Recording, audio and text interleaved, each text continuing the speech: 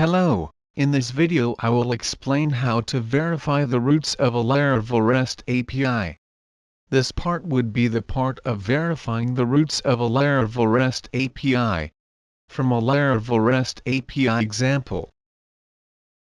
First, what I am going to do is install restclient. For that, I go to extensions that would be on the left and click there. We look for restclient. And when we already have it, we would start with how it would work. Also, in this case, for it to work correctly, we would have to have the database running and Laravel started.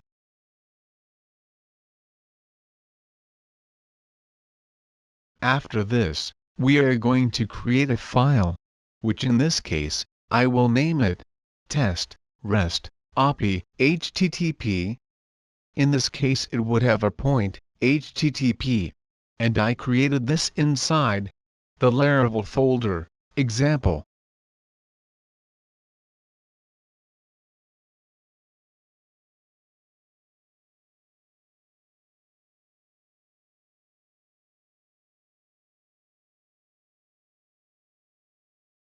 When we have it created, we are going to start testing, which would be displaying data. For that, we would use get and the root where the data would be displayed. Then, the content type and application and JSON.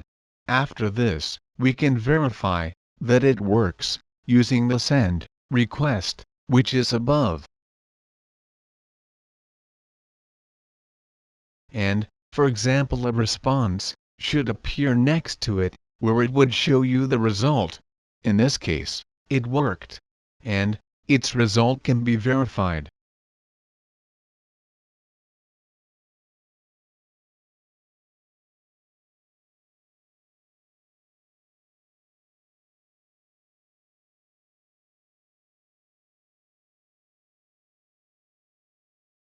Then, I would put 3 hashtag to differentiate it from the others' roots.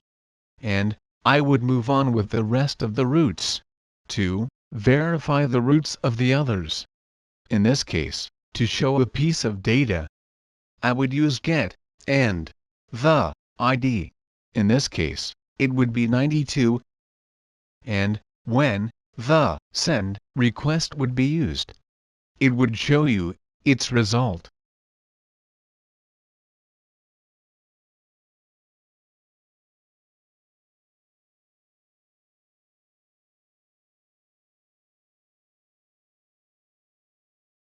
Then, to create data, I would use the post, the root to create, and the content type application JSON.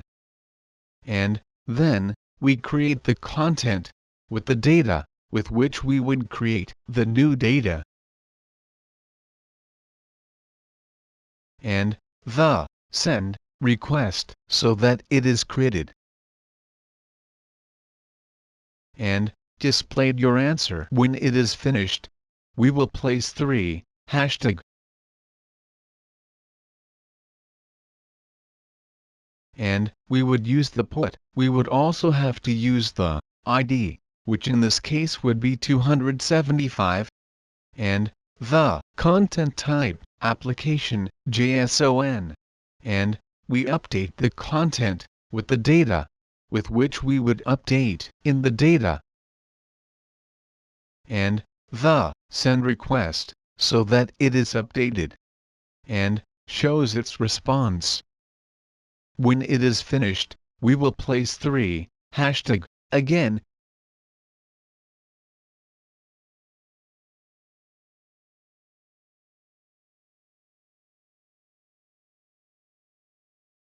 Then you can verify that it was updated using the get and the send request for its verification. In this case, it was updated. We should be able to see the updated ID.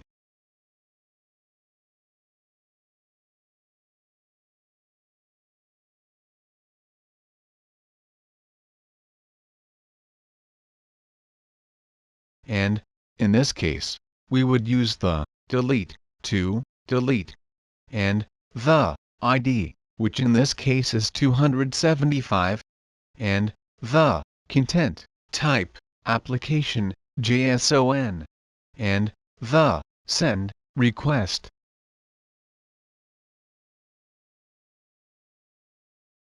And we verify that it has worked.